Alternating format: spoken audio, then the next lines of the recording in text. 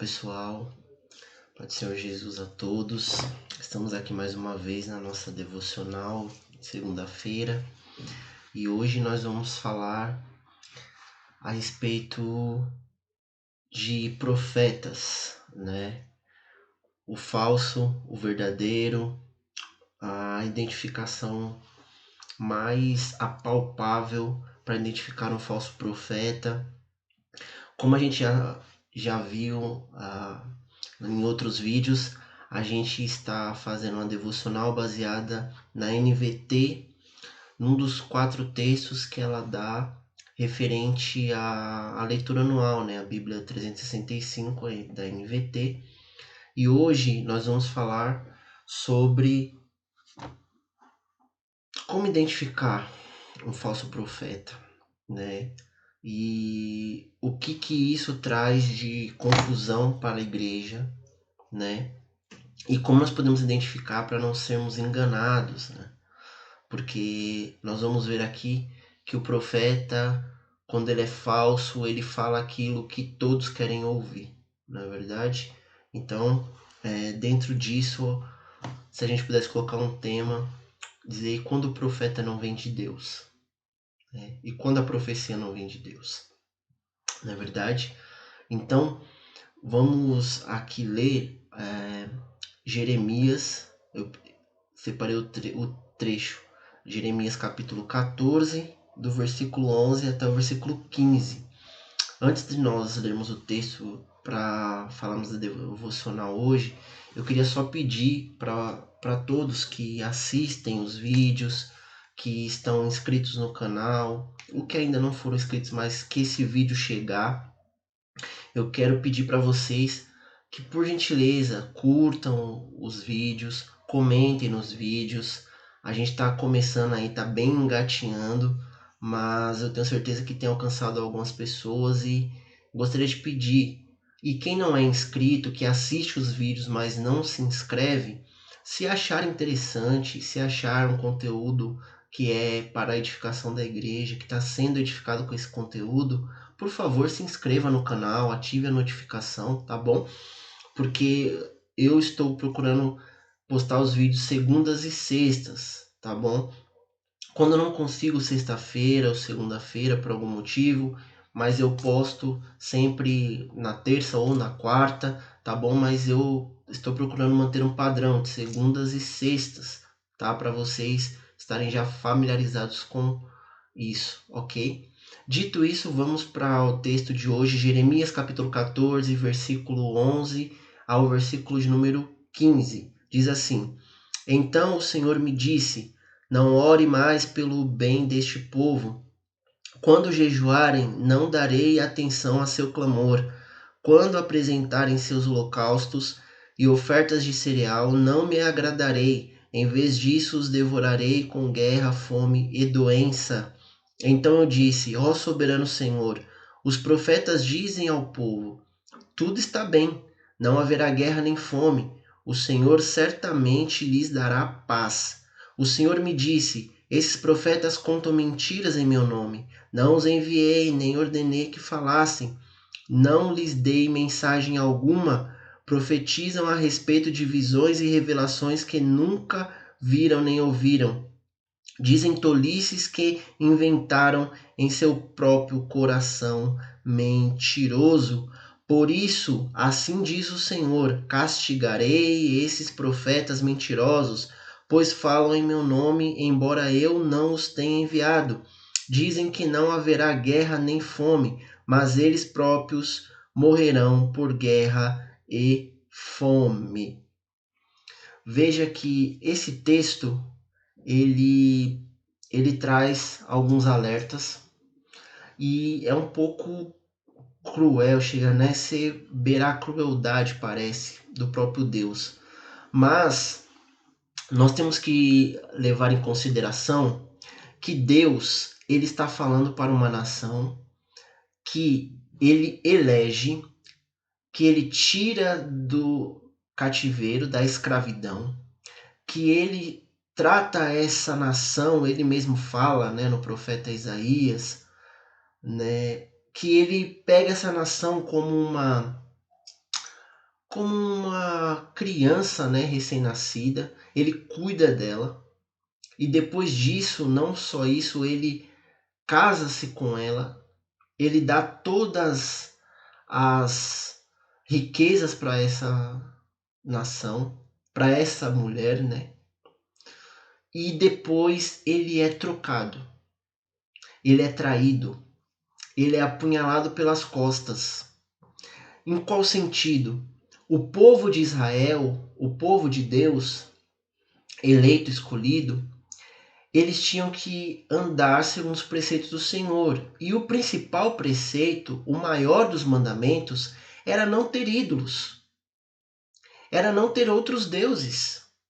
Nós vemos em Êxodo capítulo 20 que Deus fala claramente por intermédio de Moisés: não terás outros deuses diante de mim. Amarás o Senhor teu Deus de todo o teu coração, de toda a tua alma, de todo o teu entendimento. Então não havia espaço para traição, para mudança de deuses, ou para ter um Deus soberano, que era o Deus que tirou eles do Egito, e ter outros deuses como secundários. Não, era só Deus. Mas o povo não olha assim. O povo começa a se perder, o povo começa a adorar outros deuses. E Deus não divide a sua glória com ninguém. E ele disse: o trato com Israel era o seguinte: vocês me amam, vocês me adoram, vocês me honram, e eu abençoarei vocês, e todas as nações da terra vão fugir de vocês, vão ver a minha glória por intermédio de vocês. Mas o que acontece? Se vocês desobedecerem, se vocês não cumprirem as ordenanças, se vocês se entregarem a outros deuses, se vocês prestarem culto a outros deuses, eu farei com que todas as nações vizinhas venham contra ti e te levem preso. Esse era o contrato, né? Essa era a aliança que Deus fez com eles. Porém, o que ocorre? Eles desobedecem. E Deus levanta não só Jeremias, mas também o profeta Isaías, Daniel, não é verdade? Já dentro do cativeiro, mas ele levanta profetas que trazem alertas para o povo, dizendo: vocês vão ser cativos. Primeiro, ele manda profetas para que o povo se volte para Deus de novo. Adore só a Deus. Só que quando chega a um certo ponto, Deus já não levanta profetas para dizer: se voltem para mim. Pelo contrário, ele levanta profetas como Isaías e Jeremias dizendo: vocês vão para o cativeiro agora. Não há escapatória mais. Vocês não obedecem, vocês não se voltam mais para mim. Vocês fazem postes ídolos, vocês adoram nos montes, vocês adoram embaixo dos carvalhais. Vocês se prostituem com todos os deuses que estão à sua volta. Então, eu vou levantar uma nação que vai vir e vai levar vocês cativos. Esse é o contexto de Jeremias. Jeremias, ele é um profeta que Deus levanta para falar antes do cativeiro e durante o cativeiro e depois do cativeiro. Não depois que passa o cativeiro, mas depois que eles são levados para o exílio. Porque há um cerco, não é verdade, em Judá. E Jeremias é levantado para ser esse profeta, para dar a má notícia, dizer: não adianta, se rendam, orem pela cidade onde que vocês vão, que Deus vai abençoar vocês lá. Vocês vão ser abençoados nessa cidade, mas vocês vão ser levados cativos. Agora, o que chama a atenção é que no período de Jeremias, os seus contemporâneos, os profetas que viviam no tempo dele, estão profetizando que não vai haver guerra, que não vai haver fome, que não vai haver doença. Jeremias está dizendo: se entreguem ao cativeiro, Deus vai mandar uma grande fome, Deus vai mandar sede, Deus vai mandar peste, Deus vai mandar doença, vai haver muitos mortos. O povo está ouvindo isso de um profeta, mas de todos os outros está ouvindo: não vai acontecer isso. Deus vai trazer paz. Pelo contrário, não vai haver guerra, não vai haver doença, não vai haver nada disso que esse profeta está dizendo, que esse Jeremias está dizendo aí. Mas vai haver paz, Deus vai abençoar o seu povo. Deus não vai permitir que o seu povo seja levado cativo. Deus não vai permitir que o seu povo seja escravizado de novo. Deus não vai permitir que o seu povo seja estrangeiro de novo, seja enviado para uma nação estrangeira. Deus não vai permitir. O que chama atenção é que é óbvio que o povo não queria escutar que eles iam ser escravizados de novo, ser levados cativos, ser levados amarrados, que eles iam passar por guerra, que eles iam passar por pestes, que eles iam passar por dificuldades. É óbvio que o povo não queria ouvir isso. Então, quando os profetas se levantavam para dizer: não, vai haver paz, Deus não vai permitir que nós sejamos escravos, cativos, exilados. Esse povo abraçou qual ideia? Esse povo abraçou qual profecia? A profecia que lhe massageava o ego. A profecia que eles queriam ouvir. Qual era a profecia? Vocês não vão ser levados cativos. Essa terra não vai ser desolada. Seus filhos não vão ser levados cativos. Vocês não vão ser acorrentados, algemados. Pelo contrário, vai haver paz, vai haver cura, vai haver tudo de bom para vocês. Vai haver bênção para vocês de Deus. Só que o que ocorre, nós sabemos a história. Um profeta dizendo: vocês vão ser levados cativos. Muitos profetas, a grande maioria, não vai haver isso. Não vai haver cativeiro, não vai haver exílio. Nós sabemos o que a história diz. O povo é levado cativo, o povo é levado algemado, o povo é levado preso. Passa 70 anos na Babilônia. Então, quer dizer, aquele profeta que era o único, que estava falando contrário àquela grande multidão de profetas dizendo que não haveria guerra, não haveria peste, não haveria nada disso, ele estava certo. E todos os outros eram profetas falsos. E Deus fala, porque Jeremias fala, mas todos os profetas estão dizendo que haverá paz, que o Senhor não vai trazer guerra, que o Senhor vai abençoar o seu povo. O que Deus fala para Jeremias? Jeremias, eles não foram enviados por mim, Jeremias. Eles são falsos profetas, Jeremias. Eles não foram enviados por mim. Eles estão falando o que o seu malvado coração está dizendo. Mas eu não os enviei. Eles não tiveram visões, eles não tiveram sonhos, eles não receberam de mim nada. Parece que nós estamos lendo algo que foi escrito em 2022. Por quê? Porque em 2022, os cultos aos domingos, na maioria das igrejas, está dizendo o quê? Que você vai ser bem-sucedido na segunda-feira, que você vai ser abençoado na terça, que você vai ser promovido na quarta, que você vai arrebentar a boca do balão na quinta, que você vai comprar o seu carro na sexta, que você vai ser curado no sábado. E no domingo vai vir para contar a bênção. Que se nessa semana que passou ocorreram turbulências, nessa que está por vir você vai vencer todas as turbulências. Que você vai passar por todas as dificuldades e vai enfrentar e vai vencer e vai chegar do outro lado e vai cantar o hino da vitória. Que o problema na sua empresa não é você, mas é o cara que está do lado lá e ele vai ver a sua vitória. A cura que você precisa emocionalmente, a cura que você precisa de forma física, tudo isso vai ocorrer. Porque você é o cara, porque Deus se agrada de você. Não é isso que a maioria das igrejas estão dizendo hoje? Que a maioria dos pastores, dos irresponsáveis, estão dizendo hoje? Mas ainda há igrejas, ainda há pastores, ainda há pessoas que estão dizendo: você precisa se arrepender dos seus pecados.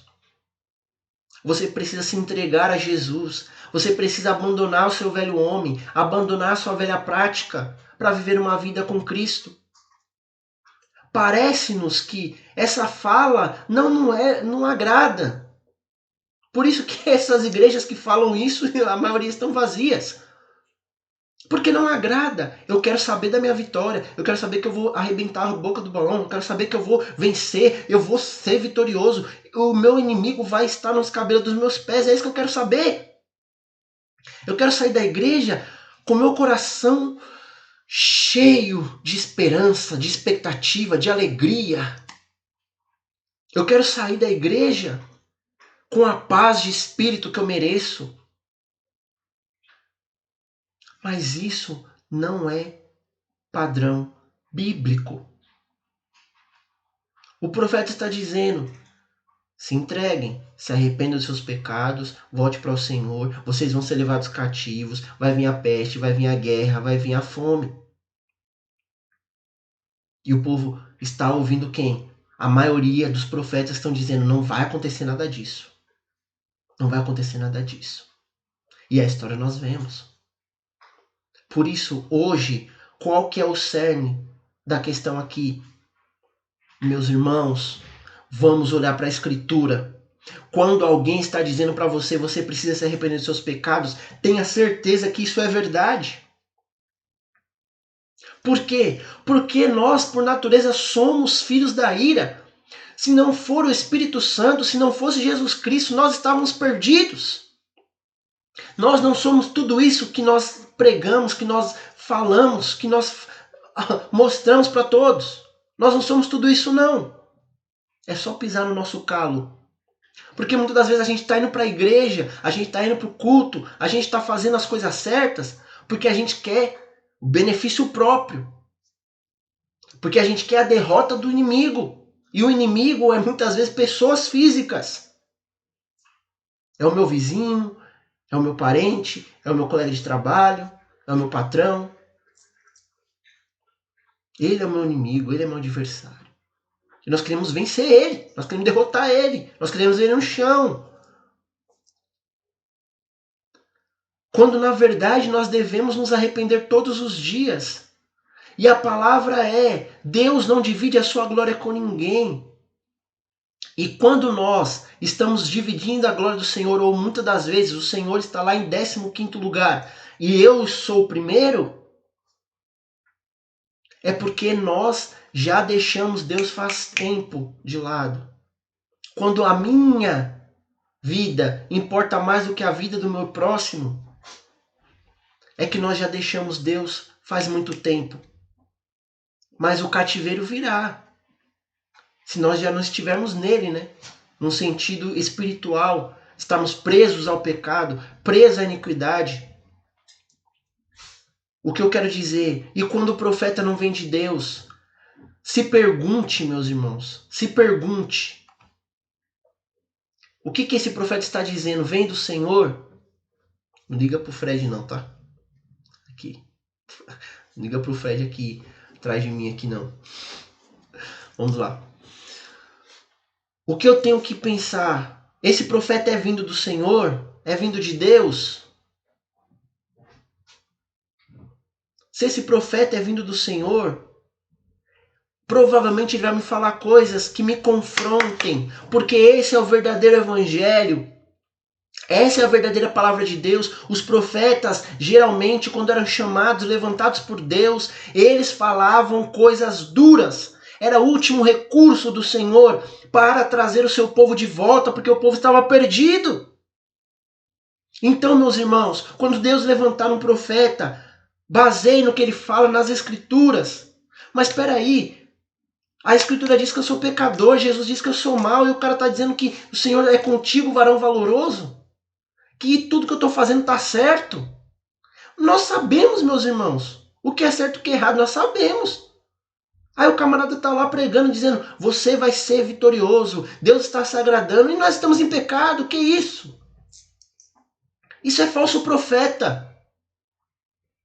Quando não está baseado na Escritura, ou distorce o que está escrito no texto, para benefício da plateia, para benefício próprio.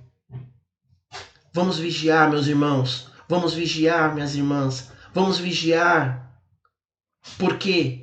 Porque o profeta estava dizendo o único estava dizendo ao contrário. E todos estavam dizendo, Deus não vai fazer isso não. Deus não vai permitir isso. Mas o profeta estava lá, pregando a vontade de Deus. E os outros eram todos falsos profetas. Então, para nós essa semana, a palavra é a seguinte: e se o profeta não vem de Deus? Como analisar? Né? Olha para a Escritura. O que ele está dizendo bate com a Escritura. Olha para a sua vida, olha para como você está vivendo. Será que é isso mesmo? Será que o problema no seu trabalho é o seu colega de trabalho mesmo? Não é você, não? Não sou eu? Será? Será que o problema lá da vizinhança não sou eu? Ao invés de ser meu vizinho, ao invés de ser meu parente, ao invés de ser fulano, será que não sou eu? Será que eu que não tenho que me converter? Será que eu que não tenho que dar testemunho? Será que eu que não tenho que voltar-se para Deus em espírito e em verdade? Então fica essa palavra para as nossas vidas, meus irmãos. O profeta está dizendo aquilo que é vindo de Deus. E é coisa dura. Não é para massagear o ego de ninguém. Pelo contrário, ele está dizendo: volte para o Senhor, vai vir peste, vai vir problemas, vai vir dificuldades, vai vir guerra. Se nós lemos todo o capítulo, e o capítulo 15 também, nós vamos ver o que Deus estava dizendo que ia acontecer. Pessoas iam ser mortas, iam estar nas ruas, caídas, mortas. Coisa terrível. E aconteceu, meus irmãos. Porque o verdadeiro profeta estava dizendo aquilo que Deus queria dizer e não o que o povo queria escutar. Essa é a palavra de Deus para nós. Ouça aquilo que Deus quer falar com você. Duvide mesmo da profecia que vem só para massagear o seu ego. Duvide. Vá para a Escritura. Não precisa amaldiçoar o camarada que está falando, falar se está amarrado em nome de Jesus, né? A fazer aquela estardalhaço. Não, vá para a Escritura e analise. Analise a Escritura, analise a sua vida, né? E aí fala, realmente isso aqui não vem de Deus não. Vou vigiar nesse ponto. Porque em grande maioria na Escritura, para não dizer todas as vezes, ou quase todas, quando o profeta de Deus se levantava, ele falava o que estava sendo contrário a toda a maioria dos falsos profetas. Ele ia de encontro a esses falsos profetas. Ia contrário a eles. Porque Deus queria puxar a orelha do seu povo. E a maioria dos profetas queriam massagear o ego do povo. Então vamos vigiar, meus irmãos. A palavra de Deus para nós é essa. Fique com ela nessa semana, né? E que ela possa te exortar, te edificar e te consolar. E nos vemos numa próxima oportunidade, querendo Deus. Que Deus em Cristo vos abençoe. Até a próxima.